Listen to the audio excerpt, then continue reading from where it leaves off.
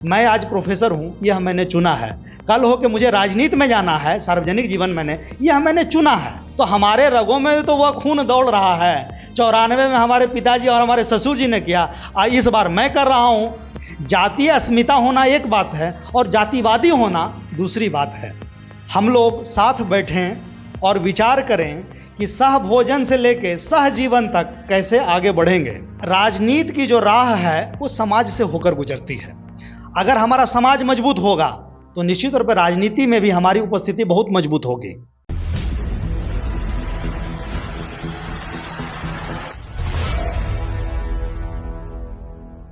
पूरे 31 साल बाद एक बार फिर से बिहार में कुर्मी समाज का जुटान होने जा रहा है। बता दें हम आपको कि 31 साल बाद जो है वो कुर्मी एकता रैली जो है होने वाली है।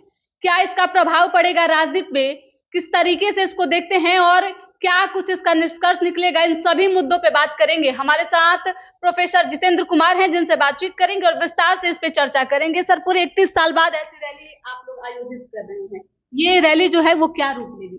संक्षिप्त समाचार के सभी दर्शकों का मैं स्वागत करता हूं, वंदन करता हूं और अभिनंदन करता हूं।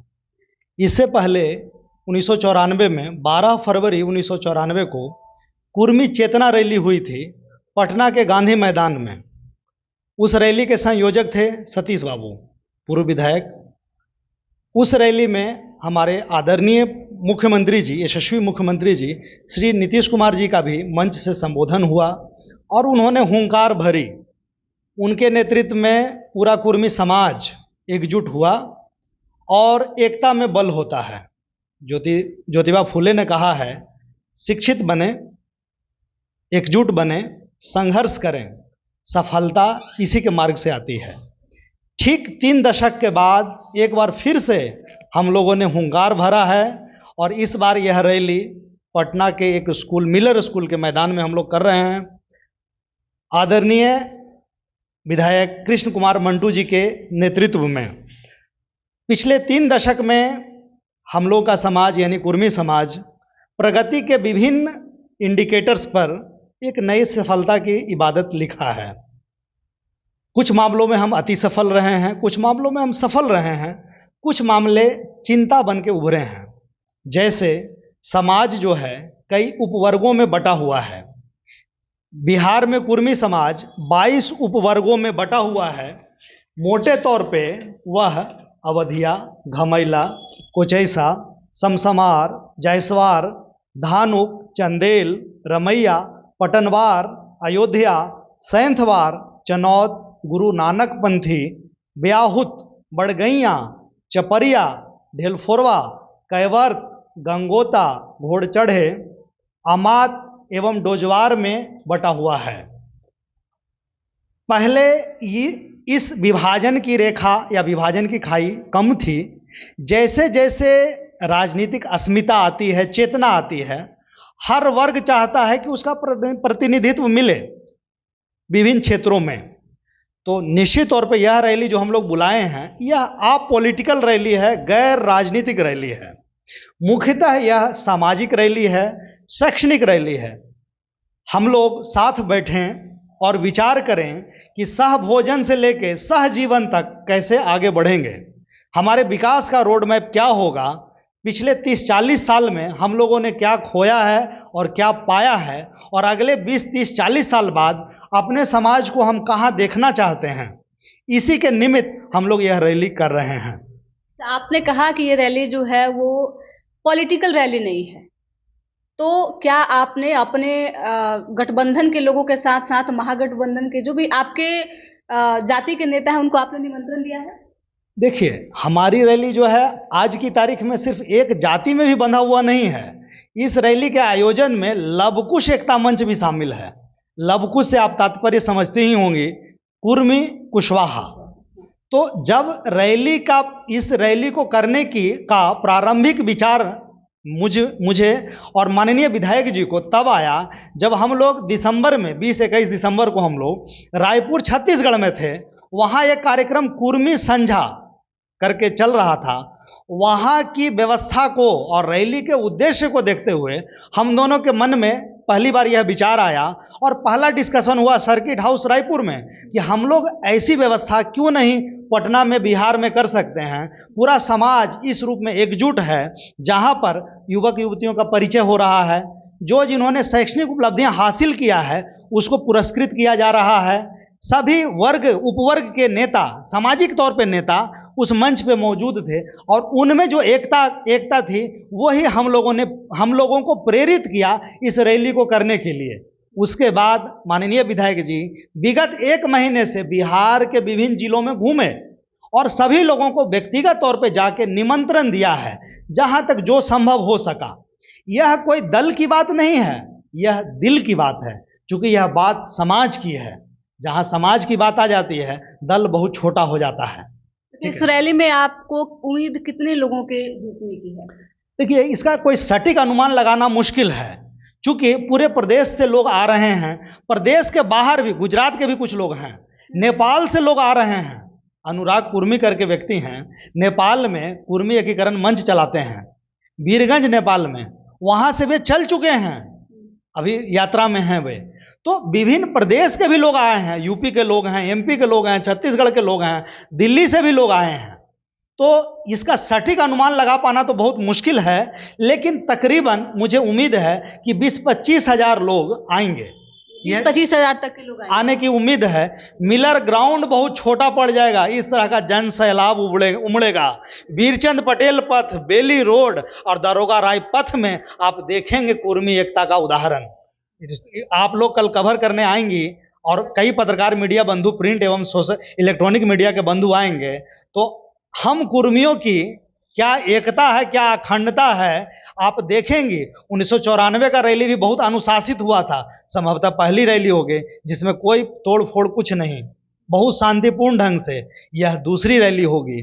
उसी नज़ीर पे हम लोग आगे बढ़े हैं और हमेशा बड़ी लकीर खींचने में विश्वास रखते हैं। आपने कहा कि सामाजिक रैली है, तो आखिर क्या ऐसा कारण रहा कि आप लोगों ने जो है वो कुर्मी एकता रैली का आह्वान किया? बाकी भी जातियां हैं जिसके नाम पे आप लोग रैली कर सकते हैं। समाज में तो देखने को मिलता है कि पॉलिटिकल ऐसी बहुत सारी रैलियां होती हैं, कभी कुशवाहा रैली हो जाती है, कभी अभी भी तेली हुंकार रैली हुई है, तो आप लोगों ने जाति विशेष को क्यों चुना?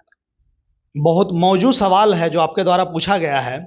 सर्वप्रथम एक व्यक्ति है जो मैं अपना उदाहरण दे रहा हूं कि मैं पढ़ा लिखा आगे बढ़ा, आज मैं प्रोफेसर हूं, तो सबसे पहले मैं अपनी उन्नति के लिए काम किया, तभी आज आपके बीच में बैठा हुआ हूं और समाज में प्रतिष्ठा मिल रही है। जब मैं स्वयं आगे बढ़ा तो फिर मैंने अपने परिवार को आगे बढ़ाया एडुकेशनली। भाई मेरा नैतिक कर्तव्य है कि मैं अपने परिवार को आगे बढ़ाऊं, पढ़ाऊं लिखाऊं, उसकी नैतिक जिम्मेदारी है। तो मैं स्वयं और अपने परिवार से आगे बढ़ा, तब मुझे समाज की याद आई। तो एक सर्किल हम लोग खींच रहे हैं। सबसे इनर सर्कल में मैं स्वयं हूं, इसके बाद मेरा परिवार है, उसके बाद समाज है, उसके बाद आगे बढ़ेंगे तो बहुजन की बात करेंगे, उसके बाद आगे बढ़ेंगे तो सर्वजन की बात करेंगे। पहले हमारा जिला, जिस जहां नालंदा से मैं आता हूं, उसके बाद मेरा प्रदेश बिहार, उससे मुझे प्रेम है, उसके बाद मेरा राज्य, मेरा देश भारत, और जब इससे आगे निकलेंगे तो विश्व की बात करेंगे, वसुधैव कुटुंबकम की बात करेंगे। तो सबसे पहले स्वयं का जब तक उत्थान नहीं करेंगे तो आपको कौन रेस्पेक्ट देगा। तो उसी तरह से जब मुझे समाज की याद आई तो हम लोग कुर्मी एकता रैली कर रहे हैं। हमारे पूर्वजों ने, हमारे पिता ने और हमारे आदरणीय ससुर जी ने भी कुर्मी चेतना रैली हुई थी 1994 में, उसमें महत्वपूर्ण योगदान दिया है। कुर्मी चेतना रैली में मेरे आदरणीय ससुर जी श्री गजेंद्र सिंह जी उस रैली के संयोजक रहे हैं और सतीश दा के साथ पूरा बिहार का भ्रमण उन्होंने किया है। तो हमारे रगों में तो वह खून दौड़ रहा है। 94 में हमारे पिताजी और हमारे ससुर जी ने किया, इस बार मैं कर रहा हूं, इस बार विधायक जी के साथ हम लगे हुए हैं। तो निश्चित तौर पे पहले हम अपने घर को बचाएंगे और घर को बेहतर करेंगे, तभी तो अन्य लोग भी आपके साथ आएंगे। जब हम लोग रैली करने के लिए निकले, कुर्मी एकता रैली, तो कुशवाहा बंधु भी हमारे पास आए कि भैया हम नहीं शामिल हैं क्या। हम लोगों ने तहे दिल से, हृदय तल की गहराइयों से उतर के उनका स्वागत किया कि नहीं भी आप भी हमारे बंधु हैं। आज आप मेरा इंटरव्यू कर रहे हैं, आप कुर्मी तो नहीं हैं। हम लोग ये भेदभाव नहीं करते हैं। देखिए, किसी भी जाति से आना, किसी धर्म से आना, किसी प्रदेश में आना और किसी जिले से आना, यह प्रारब्ध है। मैंने तो नहीं चुना है कि मैं किस जाति में पैदा लूंगा, किस धर्म में पैदा लूंगा, किस जिले में पैदा लूंगा, यह मैंने नहीं चुना है। यह हमारा प्रारब्ध है। क्या हम करेंगे, क्या हम बनेंगे, ये हम चुनते हैं। मैं आज प्रोफेसर हूं, यह मैंने चुना है। कल हो के मुझे राजनीति में जाना है, सार्वजनिक जीवन में, यह मैंने चुना है। आपने अपना धर्म चुना, मुझे पत्रकारिता को अपनाना है, तो वो मेरा प्रारब्ध है। जिस समाज में हम पैदा लिए, जहाँ का हम अन्न पानी खाए हैं, वहाँ के लिए भी हमारा कुछ कर्तव्य बनता है। जातीय अस्मिता होना एक बात है और जातिवादी होना दूसरी बात है। जाति यथार्थ है, जातिवाद व्यर्थ है, फिर भी हम बिहारी और हम भारतीय समर्थ हैं।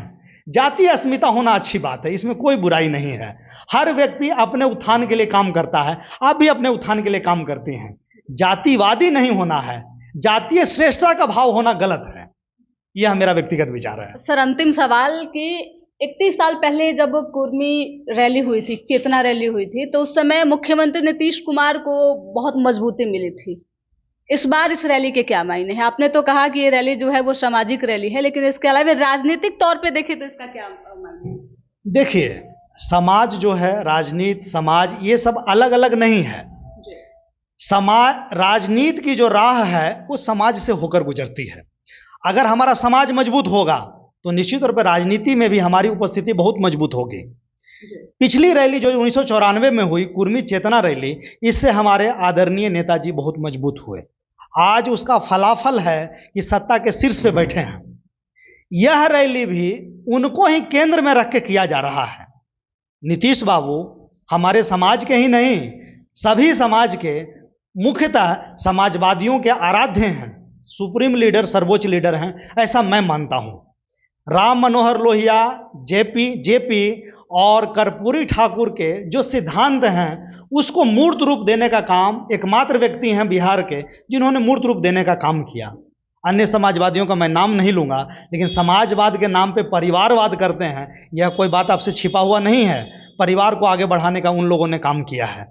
तो नीतीश कुमार जी, आदरणीय मुख्यमंत्री जी, समाजवाद की लंबी लकीर खींचे हैं और समाजवादी मूल्यों के सच्चे वाहक हमारे मुख्यमंत्री जी हैं। इस रैली से निश्चित तौर पे यह रैली सामाजिक है, कोई पॉलिटिकल रैली नहीं है। जब समाज मजबूत होगा तो हमारे नेता भी मजबूत होंगे।